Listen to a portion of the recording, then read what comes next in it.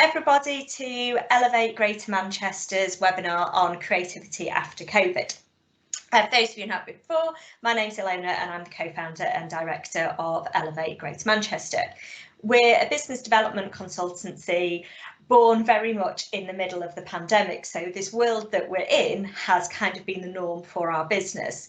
But in terms of my background and out and about networking on the Manchester scene, it could not look more different to the world that I've been in for the last few years. I was somebody who was running multiple events a week, out and about networking, bumping into people in the street, bumping into people in different offices, working with different sectors and companies of all different sizes. And then suddenly we had that moment in the middle of March when all of that disappeared. En masse, we all moved back into our home spaces. For some of us, lucky enough to have a dedicated office space to work in. For others, we'll all have seen the pictures coming out over the summer of people perched on the end of beds, laptops on ironing boards, kind of trying to make the best of the situation. And I think it's fair to say that, collectively, we've really pulled together over that time. We've made the best of it.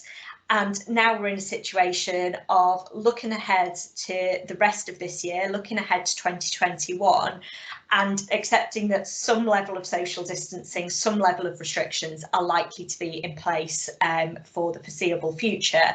And it's really now about how we adapt to those circumstances. So today we're really going to focus on what that means for the creative industries. We'll go through a little bit more of an overview in the sector, but I think it's really important to point out early on, it is a hugely varied sector. It's everything from some of the region's unicorns right down to freelancers and everything pretty much in between. And perhaps more than any other industry relies on us having that space, that headspace to actually to be creative and what that's meant for kind of our mental health and well-being. So I'm delighted to be joined by a fantastic panel who are coming at this from a whole range of different perspectives, and huge thanks to all of the speakers for joining us. So I'm just going to go around, if you could all do a quick introduction to let us know who you are and where you're based, and then we'll come back round to do that kind of bit of an overview of the sector before getting cracking in some of the issues. So if you would like to start for us, Marian. Hi everyone, I'm Marian. I work for NABS, which is a charity that looks after the mental health and well-being of people in the creative industries. I also have another view, which is as a freelance event manager. So yeah, hopefully we can get some interesting points across today. Absolutely, freelance events is something that will certainly have been on the tricky side, so we will definitely cover that as well. James, if I could come to you next. Yeah, so I'm James McCracken. I'm head of marketing for workspace and digital for Bruntwood Works. Obviously, we're office provider. It's the retail and workspace provider of the Bruntwood business. We've got offices right across Greater Manchester, Leeds, Birmingham, and Liverpool. Wonderful. Thanks very much, James. Mel, you're on mute, Mel. Quote of 2020 straight in there. Sorry about that. My name's Mel. I'm a digital marketing consultant, mainly focusing on B2B and helping with things like PPC, SEO and social media. Thanks very much. Marcus? Hi everybody, I'm Marcus Hall. I work for MediaCom based in Spinningfields, part of the WPP network group. I'm a managing partner. I also head up our performance division, looking after a number of .com and e-commerce brands. Fantastic. So somebody at least has been very busy there. And last but not least, Ben. Yeah, so I'm Ben Ward. I'm Business Development Executive for MIDAS. We're the inward investment agency for Greater Manchester. I work across all creative, digital and tech industries to try and market Manchester on an international kind of scale and attract companies to set up here. So ultimately to create jobs for the residents that are living here. Wonderful. Thanks very much, Ben. We're actually going to stay with Ben as we go on to a bit of an overview of the sector, because one of the things that I've loved working alongside MIDAS is I get invited to these wonderful presentations, some of which have more recently been virtual, that explain Manchester and where it sits on the global scene. And I find that as someone who's in Manchester, sometimes that's the only place I get to see it. So I'm delighted that you're joining us for a much more regional audience. Can you give us a bit of a sense of the size of that creative digital sector in terms of people, in terms of the money that it generates for the region? Yeah, so kind of in Manchester, we've got 88,000 people who've been identified as working within the kind of CDT sector. And that's not just what you would call a traditional CDT business either. You're looking at the kind of companies that would classify themselves as a bank, but they've got technology arms based within the city as well. Kind of all this though contributes about £5 billion towards the local economy. And this is across kind of 11 kind of key sectors which we've identified are the real strengths. And these are so broad, from anything from immersive through to cyber, e-commerce, medtech and fintech. So we do have a real breadth of kind of industry within what you would call creative, digital and tech. What maybe I think Ilona is kind of the reason you kind of brought ourselves onto this panel is that there's kind of data that we've kind of drawn out recently, which kind of maybe we've not been the best at sharing outwardly always, but we're looking at not just the kind of size of the employees and the amount of people that are based here, but the kind of the events industry as well that we have. I mean, we identified in 2019 there was nearly 1,800 digital related events that took place just in Greater Manchester. And this was all kind of pulled out from some Data City research that we had done, which kind of looked at developing sectors. So, we've actually identified now that there are going to be, we're looking at actually construction tech is going to be something that Manchester's going to be a kind of a world leader in, along with kind of service design. So, yeah, I just want to get across there the kind of size and the breadth of what Greater Manchester is facing in its CDT sector. Wonderful, thank you. And whilst you say you're not great at getting it out there, I think you absolutely are to your target audience. It's just that sometimes the local Manchester community isn't part of your audience, and that's definitely something that I think we can work quite closely together on. So just coming to you then, James, you obviously support a lot of the creative industries that they're member customers of Bruntwood Works. They use those spaces. Can you give us an idea of some of the creative businesses that you work with and that were or are sitting in Bruntwood workspaces, depending on where they are in that return to the office? Yeah, I mean, it's a wide breadth, really. I think we found recently that a lot of businesses are coming back because I think, despite the announcements last week, we haven't seen a real impact on footfall. I think, particularly creative industries, they probably feel like office space is a great place for them to be collaborating, sharing ideas, and you can only do so much at home, I guess, on Zoom calls, and the perils of that, and actually that face-to-face interaction of being around people and sharing ideas and being in the city centre is kind of a big appeal for a lot of people. So we've certainly seen a lot of them coming back to our spaces over recent weeks. Wonderful, that's great to hear, because yeah, as you say, there are some huge people, like Microsoft, Jaguar Land Rover, that are kind of sitting in some of your key businesses, as well as being those kind of co-working spaces that some of us might kind of see on the street as we're walking past. So great to see them returning to the city. So Mel and Marcus, I'm going to come to you two in turn next, because I think you see the industry from probably almost kind of two extremes, from one being this kind of huge organisation, part of a much kind of wider group, through to someone who's kind of working within the freelancer community. So to come to you kind of first, Marcus, as someone who's kind of, one of the real big players in the region, and nationally, what is it that kind of Manchester brings? What is it that you kind of see as being the strengths of the sector? I think from a media perspective, I think Manchester and the North as a whole has always been really strong. I think if you look at the nature of businesses that we have around kind of not just Manchester, but the Northwest, there's a real kind of range of clients, from that heritage of mail order businesses, for example, through to motors and manufacturing, clothing. E-commerce is enormous. You know, you look at AO, for example, over in Bolton. You've got, you know, a multitude of businesses which are really successful, who've all chosen this area, I guess, as their home. And I think in terms of the media community, that's reflected in the number of and the scale of agencies that we have in and around Manchester, whether that is big network agencies. We've got, you know, a multitude of specialist independent companies as well, whether that's kind of very small consultant based businesses, or actually businesses who are just spin-offs from independents in London.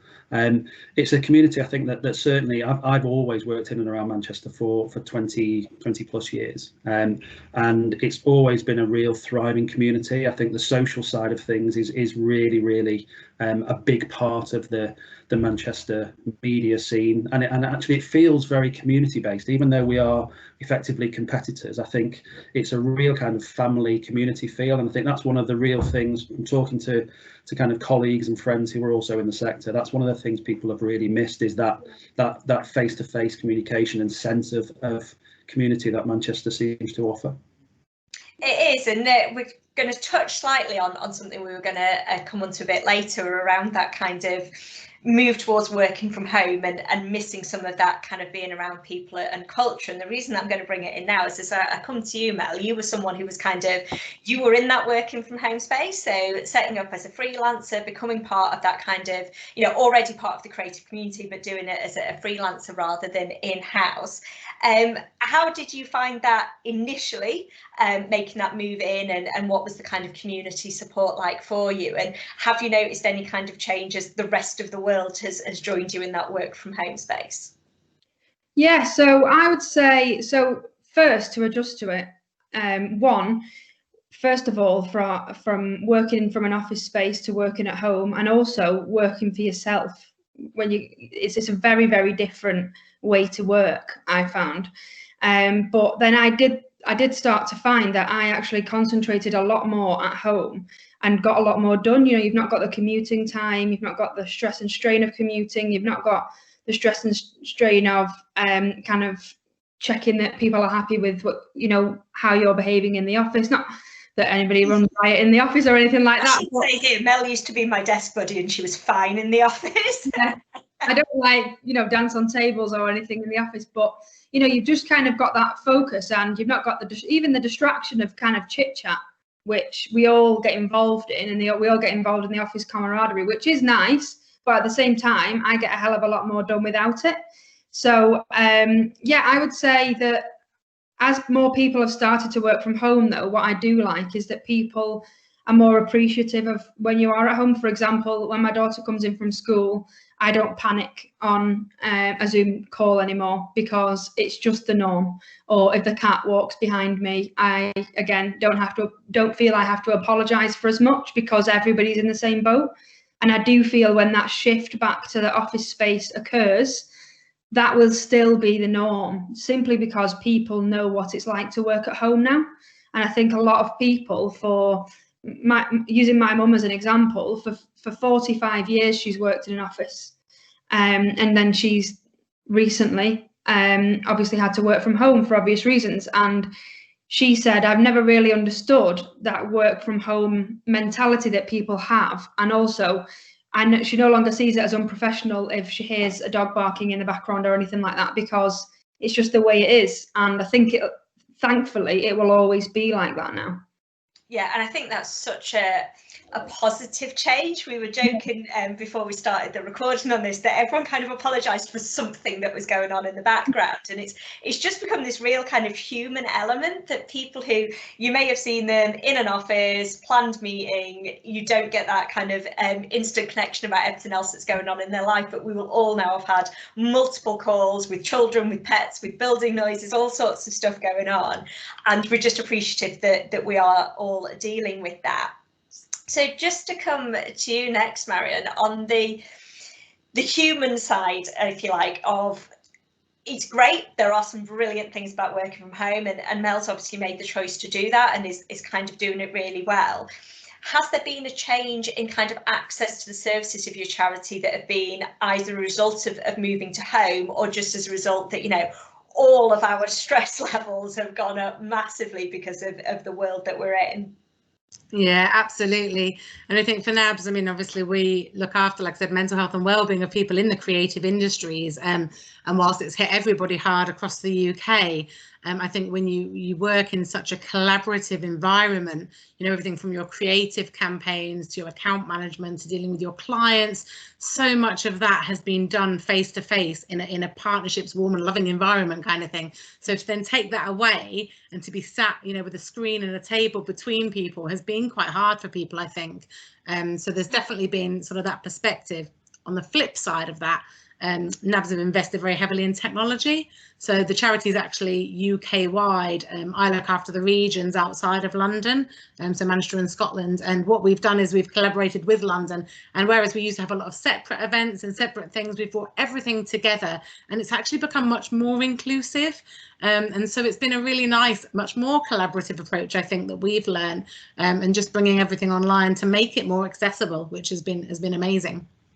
Wonderful, and that's such a quick change to be able to do that as well. And you know, the charity sector is not one that ever has chunks of cash flying around and loads of resources to do things. And I know, you know, how stressful it's been for you personally to try and deliver all of that, because you know you believe so much in what you do and you've always got those stretched resources. So it's great to see that has had that opportunity to be able to collaborate more across the UK. So coming to you, James, then looking at that kind of move towards working from home and coming back into the offices. I'm sure people will have seen some of this stuff, but I think it's probably worth just reiterating as we are making these changes. What kind of stuff is Bruntwood Works doing to make sure that people feel safe when they're in those spaces, that people who do want to come in and collaborate face to face and build that culture up? What can we expect if we walk into one of your spaces? Yeah, so we've just been recently accredited for obviously the fact that our spaces are completely safe and we've passed all the necessary standards. So we were delighted with that. I think from day one, we've put track and trace systems in. We've made sure that lifts are one way, the stairs are one way. We've reduced, certainly in our office space, the amount of people that can go in on one day, and we put booking systems in place as well. So our buildings are completely COVID secure in terms of what we've put in there. And I think feedback we've had from many of our customers is what a good job we've done in our buildings. They feel great. I think it's probably not the buildings they're worried about. It's probably the transport into the city centre that's caused most of the issues. And it's been really good to be recognised that we've put some really good work in place to make people feel safe in those offices and carry on. And it's probably why our footfalls continue to increase, because people have seen that that they do feel safe. They're not too worried about going in there. Brilliant. And I know one of the other things that you've managed to turn around fairly quickly during the pandemic is everything around the Spark programme. So yeah, it's become that it's not just a physical space, but you've been able to offer more online and create that community. Can you tell us a little bit about what's involved in Spark and what people can get involved in? Yeah, so our Spark programme was designed for our customers, really. It's the problem with Spark programmes, like to support businesses. So we've run a series of weekly webinars, mentoring events, so that businesses can tap into. And there's been some great advice during those periods and guest speakers, similar to this kind of webinar, really, that people can tap into. So advice on how to support with marketing during the COVID crisis, how to support with finances during this. We've had mentors from right across industry giving advice on grants and things like that people can tap into, and that's all. It was an idea we've been talking about prior to COVID, but as COVID hit, it was more and more apparent that we needed to support our businesses.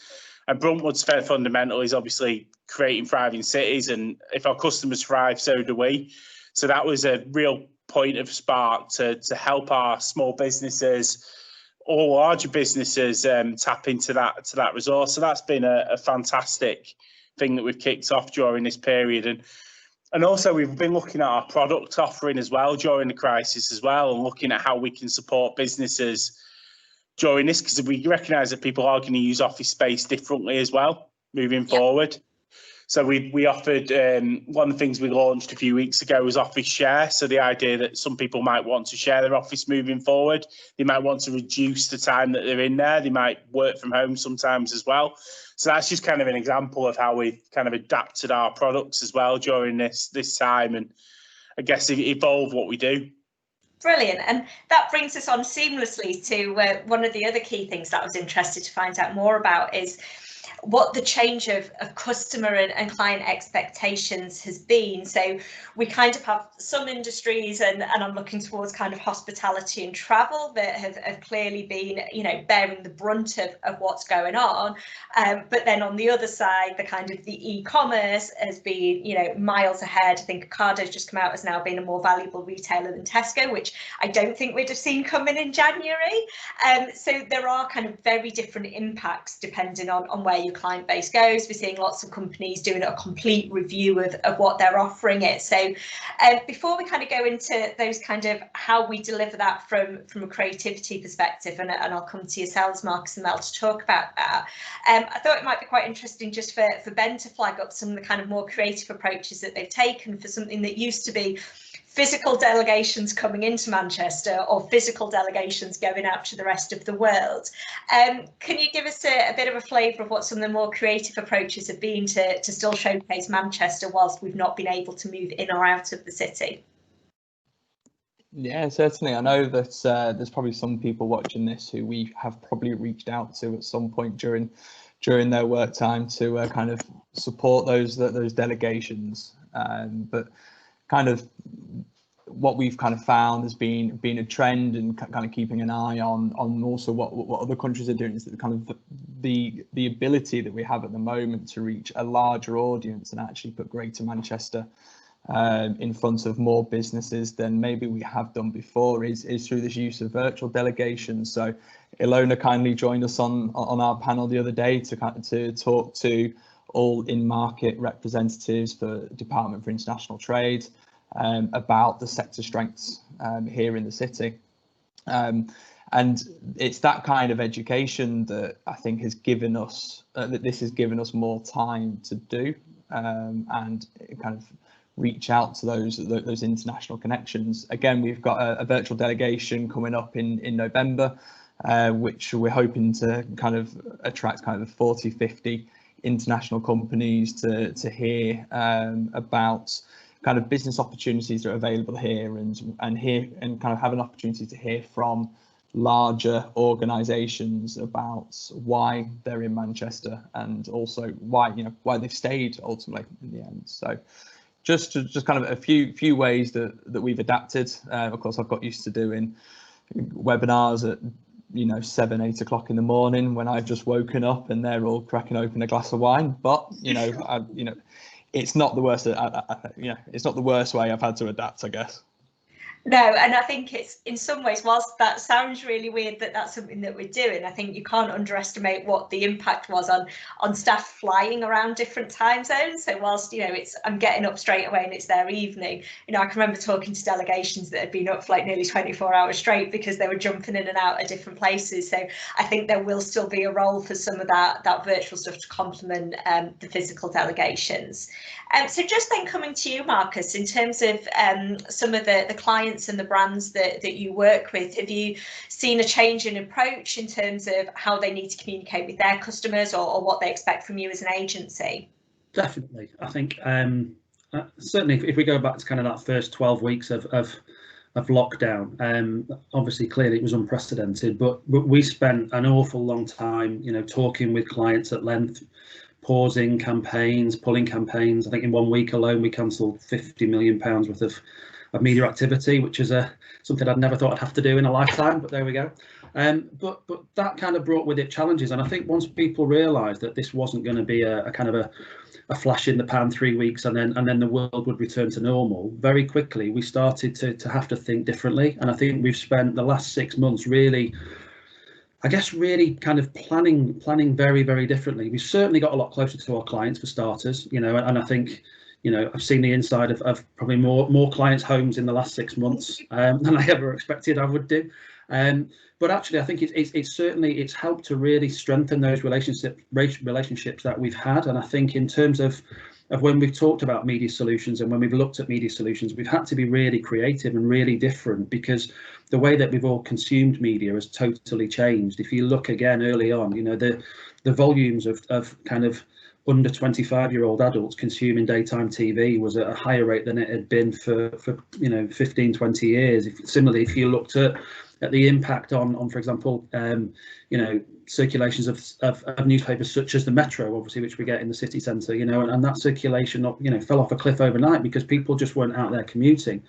Similarly, the way that people were consuming content through the web went through the roof, and that kind of paid for subscription service TV, so Netflix, etc. Again, there was a massive upsurge in consumption of that. So we had to react accordingly and actually think about how we tailored those media solutions to clients to make sure that we knew those audiences were still there. They were just doing very different things with their time because they never experienced anything like this before. So understanding what they were doing, when they were doing it, who they were doing it with, how they were consuming it, how long for, and really tonally what the messaging should be to talk to those people, to remind them that our products were still there, were still available, and then to attract them to our, you know, our websites or to pick up the phone, you know, has really, it's really challenged us in ways that we never experienced before. But actually we've come out the other end of it in a really strong position, and we've got some e-com brands now who are having the best time ever in terms of sales, ironically, because actually they're selling products that traditionally they would fight for customers who would shop on the high street, and all of a sudden those customers can't get to the high street, so they're turning their attentions online, and being there and being able to service that has been, you know, for some clients a real success story. The challenge for us is making sure we keep it relevant and keep them at the forefront of people's minds as high streets start to reopen. Yeah, and I think that's the challenge, isn't it? As soon as we adapt to one bit, something else is going to change. Yep. It's not like it's a permanent change, and I think it's always difficult, isn't it, to be like, you know, there are winners in this situation because it is horrific. Nobody wants to be in a global pandemic, but at the same time, like, it is nice sometimes to get those good news stories and be like, there are still industries that are doing well. There are industries that are creating jobs that are able to adapt, and the hope is that, you know, the industries that are suffering will come back, and that, you know, potentially some of those, you know, job losses that we will inevitably see will be able to take those skills and transfer them into some of the industries that are booming as a result. But don't envy your job in trying to balance out how our behaviour patterns are going to change. So just coming on to you then, Mel. So obviously you launched in February, I want to say. So there must have been a moment come March when you were like, I've launched a business and now the world's gone on lockdown. Is this the most ridiculous thing I've ever done? But I know from chatting to you and obviously, you know, bringing you in to do Elevate's branding and to work with us that, you know, you've been pretty busy. It wasn't like I could pick up the phone, you're like, yeah, Free, I've got nothing to do. It's like, I'll slot you in here. How have you found building that business that's almost all of your business has been in this crazy time? So that's almost normal for you? Yeah, it's been very strange. I will also add that Rishi Sunak did not help anybody that had been self-employed for a month either, so that didn't help. But yeah, it's been a very strange time, but I think I will actually find it stranger when everything's back to kind of normal, as you will, simply because this is kind of, like you said, this is all I've known with my business. But what I am starting to find now is it seems to have been a time where those individuals, those managing directors and people like that own a small company, and when I say a small company, I'm not talking the government's version of SME, which is like 700 people upwards of. I'm talking about, you know, 5 people in an office who haven't got any marketing support, who want to take their business to the next level. They've had that time to sit down, which a lot of managing directors, especially of small companies, don't have. They've had that time to sit down and get level-headed and think, right, where do I want this to go now? And then from that, they have then started to, you know, approach people like myself and say, like, what can you do to help us? So there's a few companies I'm working with at the minute that I'm doing complete rebrands on, and, you know, new websites for project managing those or creating them for them, doing a full SEO roundup of their website, simply because they've fallen behind their competitors massively. But we've already seen some really exciting results from that, simply just from, you know, tweaking a few things. And from that, they've started to see the difference that, you know, a small fee can can do for their business. And it's not necessarily, I also think the mentality of people in this pandemic now is that you don't have to get somebody in the office all the time, because I think people are worried about taking on new members of staff simply because coronavirus hasn't gone anywhere yet, unfortunately. We're still in the same situation that we were in 6 months ago, kind of.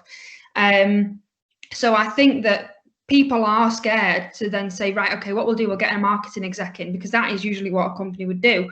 Instead, they're looking at that alternative, like a freelancer, coming to me saying, can I work 2-3 days a week on their brand for them?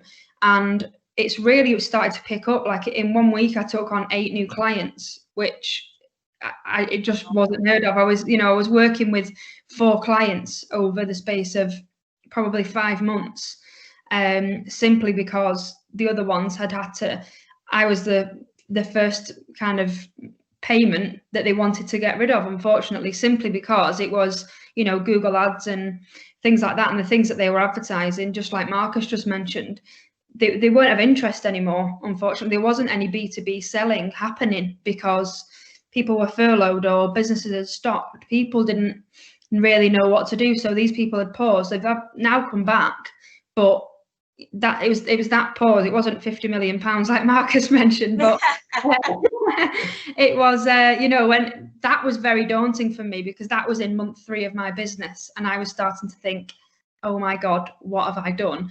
The government aren't giving me any support. Where do I turn to? But thankfully, everything is on the up, and I do think that this pandemic has changed people's perception on freelancers. I do think that people think of freelancers before they think of getting in a full member of staff now, which is obviously a positive for me, but I'm not sure how it'll be for those that have been made redundant, unfortunately. I think it's so interesting that story that you've told for a normal business would have taken about 5 years, that it would be like, we did this and we went through this difficult time and then this happened, and society changed around us, and that's happened for you in what, kind of 6 months. That it's incredible how quick perceptions have changed and how quickly we've kind of adapted to the situations that we found ourselves in. And I think you're absolutely right. There is that more of a move towards freelancers. I know we've kind of spoken about before, that kind of sense of presenteeism, like I need somebody to be physically sitting in the office. If I can't see them at their desk, are they working? We saw that horrific story that came out on BBC about taking screenshots to prove people are working while they're at home, and you're thinking, why are you employing people that you don't trust? That actually we are seeing that move even within kind of very traditional businesses to be a little bit more output led, a little bit more flexible, which then does open up the door to kind of freelancers and consulting. So just going to talk a little bit about Manchester as a global leader before we kind of come on to some of our expected trends. Expected might be a little firm, potential trends for 2021, but Manchester has got this phenomenal reputation as being a global leader, as having the right kind of talent, the right kind of connectivity, everything that you would kind of want as an international business to come to.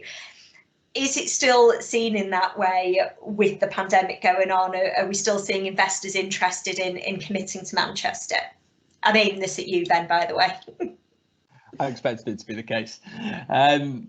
I guess the kind of short answer is yes. We've recently had Aways, who are kind of host seasons, and cottages.com, who are an American-owned business, and they've just recently opened up a new office in Manchester as kind of a tech centre of excellence. And they've done that. They made that decision during the pandemic because they saw a spike in staycations. They needed to bring, and kind of interestingly, to what a lot of other companies haven't done, they had to bring tech people together, and they wanted a place where they could do that.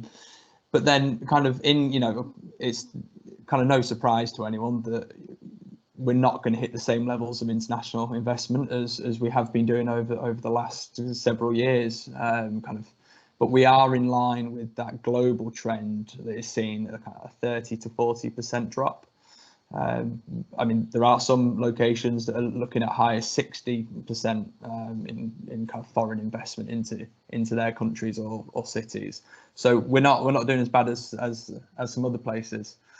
But then kind of going forwards, we're kind of I mentioned we've got the DTX conference virtual delegation coming up, and we already have international companies that are signed up to explore Manchester as a location. So we've still not actually got the registrations live, but we know of companies that do want to attend based on what we're talking about.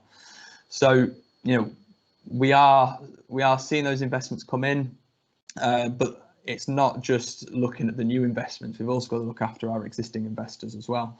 That's the main, you know, that's one of the key ways that Manchester can grow, is by working with the companies, and that is one of our roles as well, is to work with those companies that struggle. You know, either they've got struggles taking place at the moment, or, you know, they can't recruit enough people because they are seeing demands increase in their products. So how can we work with those to overcome any challenges that they're having?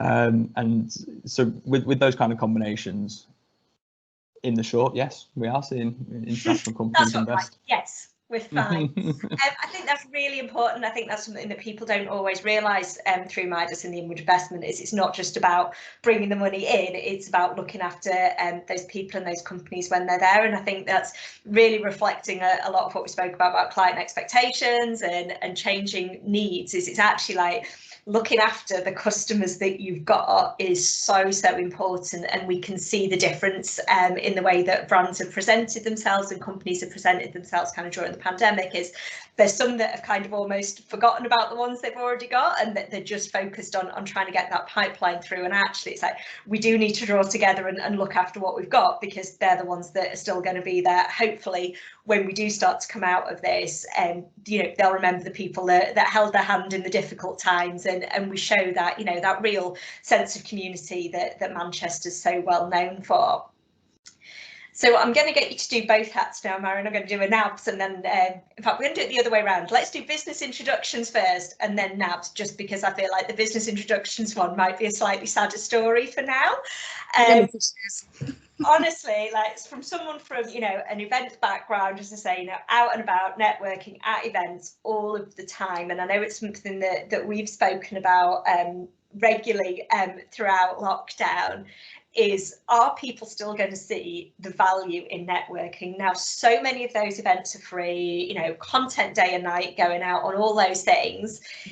Do you feel like there's still going to be a role for physical networking? And is that still something that's going to be a viable industry? I hate to say viable industry after everything that's gone on this week, but do we think that's something we can get back to? Yeah. I mean, look, you know, there's a lot of negative stuff going around. I like to put the positive spin on it and say, I think that when this is over, people are going to be desperate for human contact again. You know, I think, yes, we've learned to adapt to this, but is it our dream? Absolutely not. You know, there are certain things that I still feel need a handshake and a glass of wine, those kinds of things. You know, people like to meet face to face. They like to do business that way. And I think in terms of networking, there's only so much of a relationship I feel that you can build on a computer, and I think that that's definitely something that we'll look forward to moving forward. But in the meantime, I was actually at the UVM Expo today for Manchester, and we were talking about exactly that. You know, will there be more hybrid events? You know, both for the charity side and for my personal events. I think it's a tough one to know. Just got to try these things and see if they work, and if they don't, you go back to the drawing board and you try again. And there's always a way. There we go. Spoken like a true creative. That's what we want to see, is that bit of innovation. And for what it's worth, I think you're absolutely right. I've spoken to a lot of people about the different platforms that are on offer and replicating it. And like Ben and I chatted earlier today, and it was like, you need something that replicates queuing for the coffee machine. And there's no platform that does that. It's like, if you want to speak to somebody, you can replicate that conversation online. But those chance meetings, the bumping into somebody, having those conversations, and I think it's going to be really important that, you know, collectively as an events industry, but collectively as a business community, that we keep that kind of mantra going, that it's like, actually, you know, the magic happens on the edges of all of these things. It's not as simple as we can take this one bit and expect everything else to happen around it. So with your charity hat on then, the kind of trends that you've seen as we've gone through lockdown, that you're starting to see as we're edging out of it, what do you expect to see as a charity? And feel free to do the biggest pitch you want possible for what kind of support I know MediaCom are already huge supporters of yours, but whatever support, you know, does the charity need to enable you to be there to support people? Yeah, so I think on a human level, I mean, obviously the pandemic has provided a very physical response to what, you know, what's going on, but the mental impact on people in our industry is phenomenal. And so I think, you know, our statistics wise, you know, we're 50% up year on year on call volumes, whilst dealing with a kind of 50% decrease in corporate donations. So, you know, we're having to support double the people and half the funding, and that is the challenge really. Like I said, by investing in the technology and bringing a lot of our help online, that's definitely helped. And we've kind of front loaded some of our planned spend for tech, and we've had to move really quickly on it. But I think, you know, the hard thing is with mental health, you don't know how many people are struggling in silence still. We can talk about it. I know, and I'm sure Marcus won't mind me saying, MediaCom have been very good at this in bringing in mental health first aiders and in getting support from NABS. So MediaCom's MD is our chairwoman of our charity up here in Manchester. And I think, you know, we work very collaboratively with agencies and, you know, even freelancers. We're trying to find out how we can support everybody, from the big guys that invest to the freelancers that can't. And I think it has to be an inclusive approach. And I think, you know, like I said, we're struggling like every other business is to generate income. Also being able to run less events, which is part of our biggest fundraising every year. You know, we can't get 500 people in a room to do a phenomenal fashion show and things like that, which are really leaving a dent. So, you know, going around with our begging bowl is a completely different scenario right now. Yeah, I was wrong. That was the more depressing side of the story. But absolutely, it's such a fundamental service, and it's great to see that you are getting that support from Manchester. But I think, yeah, there is a real definite call to action there, that if we can do more to support. And, you know, I've spoken, you know, openly about mental health regularly in the past. You know, I'm very lucky that I'm someone who doesn't suffer from any kind of underlying mental health conditions. But, you know, I have mental health. I've accessed therapy during lockdown. You know, very lucky in the Northwest that Silver Cloud is available online, that is kind of online CBT that is free through the NHS. So, you know, if there are people watching this and want to access that support, then as much as we need that call for people to support the charities, if, you know, if that is resonating with you and you're the person who needs the support, then, you know, absolutely, you know, please contact, you know, contact NABS, contact the NHS and make sure you get that support. So just to bring back then to those kind of trends for 2021 and what we kind of see coming through. So if I can come to you, James, obviously property is something that's been through ups and downs like crazy this year, and we've spoken about kind of getting those offices back in space. What are you kind of expecting to see in 2021 in terms of changes, footfall? What kind of trends are you looking ahead to? I mean, we're obviously hoping things will just go back to normal. I think I do think I think like maybe this a few months ago, people were talking a little bit about, oh yeah, we're going to spend a bit more time at home and stuff like that. But I think mental health's a big point as well, I think, in this, and I think it's obviously prevalent. A lot of people talking about it, that people are actually really starting to see the benefit of the workplace, I think, and the importance of being around other people. And I do think that we'll start to see more and more people go back into the city centre. And, you know, we have weekly footfalls, and we have seen that pattern of people are still kind of coming back, as long as they feel the offices are safe. And as the government says, if an office is safe, you're free to go in there. People are coming back. And I think, you know, it's hard to say when we're going to get a vaccination. We don't know, do we, any of this at the moment? But we're pretty confident at Bruntwood that things will pick up generally, and you know, we're drinking from the glass half full at the moment, I think, kind of approach. But you know, and we're seeing deals as well. We're seeing people signing up to office space. We're seeing, you know, positive signs. You know, Marcus will probably ratify this, but we're seeing search volumes go up in terms of people looking for things. As intent there again. So we're pretty optimistic that 2021 will be a good one. Brilliant. And, you know, so like, you know, I've been lucky to be in your spaces, and, you know, I think people expect more from the office now. It's like, if I'm going to go back and I'm going to go in, this is what I need from it. And it's almost become it's a treat, like going into the office and seeing people and having that around you rather than something that you have to do. I think there's been quite a mindset change there.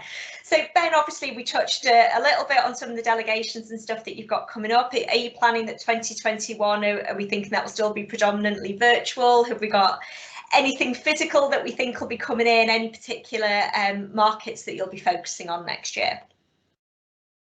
Yeah, so I think the kind of the physical element, unfortunately, no, we're not going to be looking at a large chunk of that in kind of Q4, but we're hoping kind of next financial year would be seeing that physical element come back. But the kind of, I think the main focus is kind of looking at what companies in the UK are doing, with their existing investments across, because there's a need, is there a need for these large 1,000 people offices around, are they going to be wanting to consolidate these and not consolidate, sorry, undo the consolidation attempts that have happened over the last few years and bring out some more of these more regional hubs. So that's something so we are looking at how companies are analysing their kind of location strategies, and then of course playing into kind of Europe and the USA. I'd say those are definitely our two key focus markets over the next kind of year to 18 months, as where we know we've got the kind of strongest relation, and the kind of that's where most of our projects have landed. But just kind of separating the point a little bit, I just want to say that I think one of the key focuses is going to be that connection to people as well, just picking up on what people have previously said. I think people are getting irritable being kept apart, and I think companies are really taking up that mantle of knowing that they've got to look after their staff.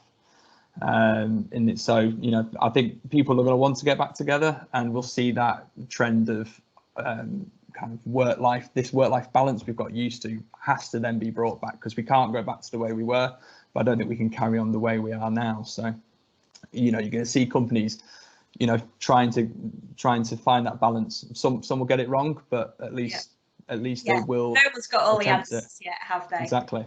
So just coming to you then, Marcus, you mentioned there was a huge change in how we kind of consumed media, from print to TV to internet, kind of all different things. Are there trends there that you think we'll see continue as we kind of go into the next kind of 12 months, or are there things that you'd be like, actually, that was an anomaly over lockdown, and we're kind of going back to where we were before? I don't think we'll go back to where we were before, if I'm being brutally honest. I think things are slowly returning to normal in terms of the way that people are consuming their media. So, if you look at TV viewing, it's settling back down to more akin to what it was pre-COVID, to what it was in those first 12 weeks. I think certainly from an online perspective, there's people's shopping habits that were kind of, I guess, adopted behaviours for 12 weeks. That's kind of now become almost like an adapted behaviour. And I think if we think about the way that, grocery shopping or online shopping is a great example. Previously, 10% maximum of grocery shopping in totality was done online. 6 months later, that figure is at over 25%, which is, that growth would have taken probably somewhere in the region of 5 years plus to achieve those levels. You look at, organisations and e-commerce companies who suddenly have found themselves being able to service markets that they've never serviced before. So actually, I think the opportunities for those individuals is enormous if you can get that communication right now with those people, and make sure from a CRM perspective and a contact strategy perspective, if you can, having had an experience with that company, a forced experience with that company through lockdown, if they've had a positive experience now, there's a real opportunity for those businesses to capitalise and to build upon that, and actually to start to effectively to steal market share, for example, from high street brands where previously they may have struggled. So I do think you'll see kind of shifts from that perspective. And I think certainly if we think about from our client base, all of the signs that we're seeing for 2021 currently are really positive. I think with one exception, all of our clients have now returned to spending in some way, shape or form, which is really encouraging. Some clients who are operating in home interest sector or home furnishing sectors have actually had to kind of almost say, look, the book is shut to year end. We're almost too successful at the moment. We're struggling to fulfil the demand, because actually, as we've seen people adapting to this as being the norm, what we're now finding is that people do still want to spend money, and people, if they're not spending on holidays and they're not spending on cars, they'll find other ways to spend it, and often that is on the home, or it's on national as opposed to international travel, or things that goods that previously they maybe aspired to have, but it was further down the pecking order in terms of purchasing. So actually, the view from our perspective is whilst it's not as positive as perhaps it was 12 months ago, it's certainly a lot more positive than when we sat here 5-6 months ago and kind of everything went on hold. So yeah, from our perspective, we're fully expecting to see the continued improvement that we've seen in the last couple of months as we move into 2021, most definitely. Brilliant, a nice positive angle on it there. So Mel, I know you echoed a lot of those thoughts earlier in terms of kind of going through that dip and coming out the side. What I think would be great to get from you is there are unfortunately going to be a lot of people who are made redundant, who aren't sure, that are potentially kind of going to look into freelancing.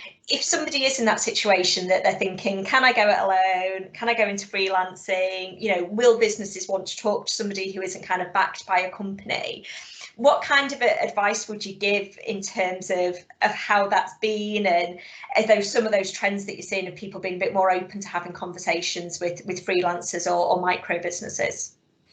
I think the first piece of advice I would probably give is kind of put away your imposter syndrome, because I think that's a huge issue with people, especially in this sector.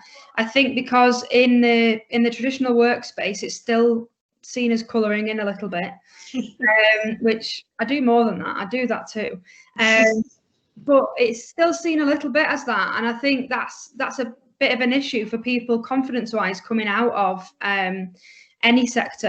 Especially like I say, the traditional sectors. Your F&P sectors and things like that.